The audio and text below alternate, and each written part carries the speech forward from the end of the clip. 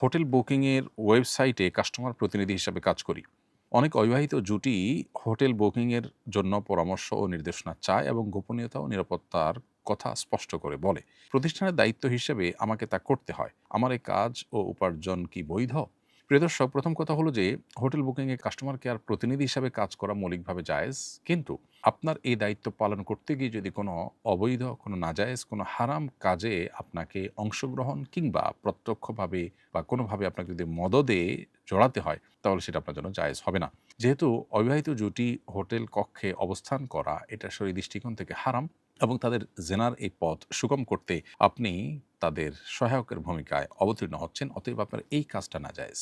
আপনি ওই জবে যদি এই কাজগুলো বাদ দিয়ে করার সুযোগ থাকে, এগুলো ইগনোর করার সুযোগ থাকে, তাহলে আপনার জন্য সেই জব জায়েজ হবে। আর যদি সেটা না থাকে, তাহলে আপনার জন্য ভিন্ন কোনো জব খুঁজতে হবে, এবং এই জবে থেকে আপনি যদি উপার্জন করেন, তাহলে সেক্ষেত্রে অবশ্যই আপনার উপার্জনের মধ্যে হারাম অনুপ্রবেশ ঘটলো এবং এই উপার্জনের অংশটুকু হারাম হবে, এবং এর জন্য আল্লাহর কাছে জবাবদিহিতার দায় আপনার উপরে কিন্তু বর্তাবে। আল্লাহ বলেছেন, তাআওয়ানু আলাল বিররি ওয়াত তাকওয়া ওয়ালা তাআওয়ানু আলাল ইসমি ওয়াল উদওয়ান।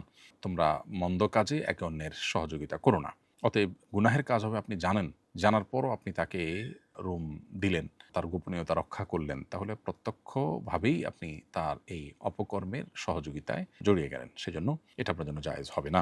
স্বামীর মৃত্যুর ইদ্যত চলাকালীন ক্লাস করানোর জন্য কলেজে যাওয়া যাবে কিনা? উত্তর হলো, স্বামীর মৃত্যুর পর ৪ মাস ১০ দিন পর্যন্ত স্ত্রী ইদ্যত পালন করবেন। এই সময়টাতে তিনি বাসায় অবস্থান করবেন, এবং একান্ত নিরুপায় না হলে তিনি বাসা বাইরে যাবেন না। অতএব ক্লাস করানোর জন্য তিনি বাহিরে যাবেন না। এটাই হলো মৌলিক বিধান। তবে যদি নিরুপায় হয় যে তিনি না গেলে নয়, তার কোনো বিকল্প উপায় নাই, তাহলে সেক্ষেত্রে চাকরি রক্ষা করে তাকে চলতে হয়। এরকম যদি হয়, তাহলে সেক্ষেত্রে যতটুকু না হলে না ততটুকুর জন্য তিনি বাহিরে যেতে পারেন। এটা নিরুপায় হলে তখন। ইদ্যত চলাকালে রোগী দেখার জন্য কয়েক দিনের জন্য যেতে পারবেন। রোগী দেখতে যাওয়া এটা এমন কোনো প্রয়োজন না যে প্রয়োজনটা কারণে ইদ্যতের সময় আপনি বাসা বাড়ি থেকে বের হয়ে কোথাও যাবেন। সেটি করা জায়েজ নয়। অনিবার্য কোনো কারণ যদি হয় যার কারণে বের হতে হয়, ডাক্তার দেখাতে যেতে হয়েছে, অসুস্থ হয়ে গেছেন, এছাড়া উপায় নাই, তাহলে সেক্ষেত্রে সেটা আপনার জন্য জায়েজ হতে পারে। অতএব রোগী দেখার জন্য আপনি বাইরে যাবেন না, প্রয়োজনে ফোনে বা অন্য কোনোভাবে খোঁজখবর নিবেন। আমি একজন শ্রমিক। রমজানের প্রথম ১০ দিন অত্যধিক কাজের চাপের কারণে রোজা রাখতে পারিনি। এখন আমার করণীয় কি? কাজা কাফারা উভয়টি করতে হবে কিনা? উত্তর হলো যে আপনি অত্যধিক কাজের কারণে যে রোজা রাখতে পারেননি, এর জন্য আল্লাহর কাছে তওবা এবং ইস্তিগফার করতে হবে। সেই সাথে এর জন্য আপনাকে একটি কাজা রোজা রাখতে হবে। আপনার কাফারা আদায় করতে হবে না। অর্থাৎ একটি রোজা ভেঙেছেন বা একটা রোজা রাখেননি আপনি, যে রোজাটা রাখা হয়নি সেটার জন্য আরেকটি রোজা আপনি রেখে দিবেন। এটা করলে ইনশাআল্লাহ আপনার দায়মুক্ত হবে, এবং সেই সাথে আপনাকে তওবায়ে নাসুহা করতে হবে আল্লাহর কাছে। আমাদের সমাজে মানুষ মৃত্যুর আগে খতমে তাহলিল ৭০,০০০ বার কালিমা তৈয়্যিবা পড়ে রাখে এবং বলে এটা আমার মৃত্যুর পর কাজে আসবে। আবার অনেকে টাকার বিনিময়ে অন্য লোক দ্বারা পড়ায়। এতে নাকি সে জাহান্নাম থেকে মুক্তি পাবে। জানার বিষয় হলো এই আমলটি কতটুকু সহিহ এবং এ বিষয়ে কোরআন হাদিসে কি আছে? উত্তর হলো যে ইবনে হিব্বানের একটা হাদিস বর্ণিত আছে জাবের ইবনে আব্দুল্লাহ রাদিয়াল্লাহু তাআলা আনহু থেকে। সে হাদিসে তিনি বলেছেন যে নবী করিম সাল্লাল্লাহু আলাইহি ওয়াসাল্লাম তাকে বলেছেন, নাদি ফিন নাসি মান ক্বালা লা ইলাহা ইল্লাল্লাহ দাখালাল জান্নাহ। যে ব্যক্তি লা ইলাহা ইল্লাল্লাহ বলবে সে জান্নাতে প্রবেশ করবে, এটা বলো। এর মানে লা ইলাহা ইল্লাল্লাহ যে বলবে, এই বিশ্বাস যে ধারণ করবে সে জান্নাতি হবে। এখানে ৭০,০০০ বারের কোনো সংখ্যা বলার কথা আলাদা করে বলা নেই। যার ফলে আপনার ৭০,০০০ বার কালিমা পাঠ করলে জাহান্নাম থেকে মুক্তি পাবে, এরকম কোনো কথা হাদিস দ্বারা সাব্যস্ত নয়। তাছাড়া এই কালিমা অন্য কাউকে পাঠ করালে, টাকা পয়সা দিয়ে পাঠ করালেন, এর ফজিলত আপনি পাবেন, এমনটিও সঠিক নয়। কারণ আপনার আল্লাহ তাআলা কোরআনে কারিমে বলেছেন, ওয়াল্লাইসা লিল ইনসানি ইল্লা মা সা। মানুষ যা নিজের জন্য চেষ্টা করে সেটুকুই সে পায়। আরেকজন চেষ্টা করবে আর আপনি সেটা পাবেন, এমনটি করার সুযোগ নেই। অর্থাৎ দুনিয়াতে যেরকম ফান্ড বা ব্যালেন্স ট্রান্সফার করা যায়, এরকম আমল বা নেকামল সব একজনে করলেন, করে আরেকজনকে ট্রান্সফার করে দিয়ে দিলেন। এরকমটি সুযোগ কিন্তু নেই যে আমল করবেন তিনি তার সওয়াব লাভ করবেন। জামাতা কি সৎ শাশুড়ির সাথে দেখা সাক্ষাৎ করতে পারবে?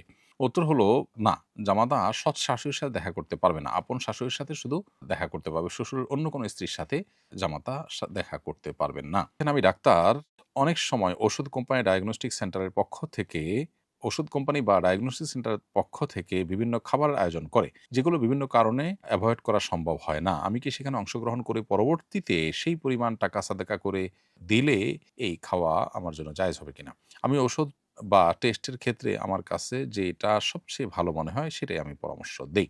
উত্তর হলো যে এ ধরনের অনুষ্ঠানে বিশেষ করে যেখানে অ্যাওয়ারনেস অথবা কোনো বিষয় আপনার ডাক্তারদের কাছে স্পষ্ট করা বা মতবিনিময় করার জন্য করলে সেখানে যে আতিথেয়তা জাস্ট খাবার দেওয়া এটুকু তো একটা ম্যানার্সের অংশ। এটাকে বিনিময়ের মধ্যে ধরা হবে না বিধায় এটা জায়েজ আছে এবং এটার জন্য টাকা পয়সা সৎকা করারও প্রয়োজন নেই। হ্যাঁ, তারা যদি অনেক মূল্যবান গিফট ইত্যাদি দেয় যেটা তাদের ওষুধ লেখার জন্য একরকম উৎকোচের মতো, সেটা গ্রহণ করা জায়েজ হবে না। তালাকে বায়েন হয়েছে, নতুন করে বিবাহ বন্ধনে আবদ্ধ হতে হলে সাক্ষী হিসাবে শুধু শ্বশুরবাড়ির লোকজন থাকলেই হবে নাকি আমার বাবার বাড়ির লোকজনও লাগবে? স্বামী স্ত্রীর মধ্যকার তালাকের মাধ্যমে যদি সম্পর্ক ছিন্ন হয়ে যায় এবং পুনরায় বিবাহের মাধ্যমে আবদ্ধ হওয়ার সুযোগ যদি থাকে, যেমন ৩ তালাক যদি না হয়ে থাকে, তাহলে সেক্ষেত্রে বিচ্ছেদের পর পুনরায় তালাকে বায়ান বলতে যে তালাকের ফলে বিচ্ছেদ হয়ে গেছে ইতোমধ্যে।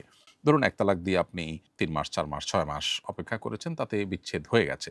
এছাড়া আরও বিভিন্ন পদ্ধতিতে যে বিচ্ছেদ চূড়ান্ত হয়ে যেতে পারে। বিচ্ছেদ চূড়ান্ত হওয়ার পর যদি পুনরায় তারা বিবাহ বন্ধনে আবদ্ধ করতে চান, ৩ তালাক যদি না হয়ে থাকে তাহলে সেটা করার সুযোগ তো আছে। এখন এই বিয়েতে মূলত একজন পুরুষ এবং ২ জন মহিলা কিংবা ২ জন পুরুষ। হয় ২ জন পুরুষ আর না হলে ১ জন পুরুষ ২ জন মহিলা সাক্ষী হিসাবে থাকতে হবে।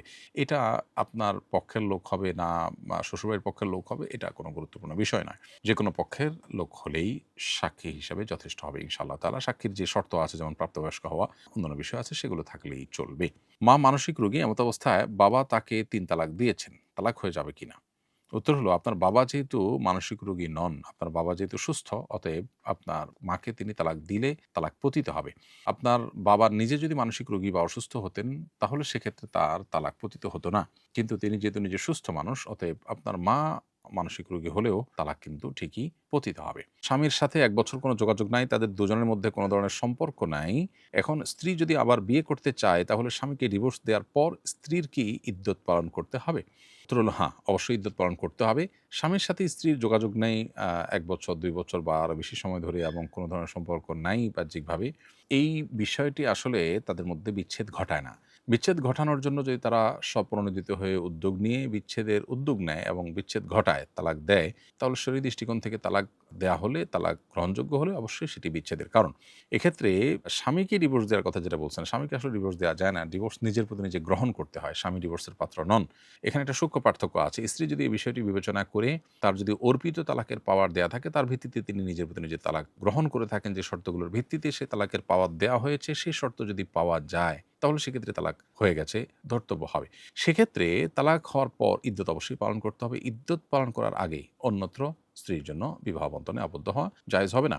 ইদ্যত হলো যদি তিনি গর্ভবতী হয়ে থাকেন তাহলে গর্ভ খালাস করার আগ পর্যন্ত তার ইদ্যত থাকবে।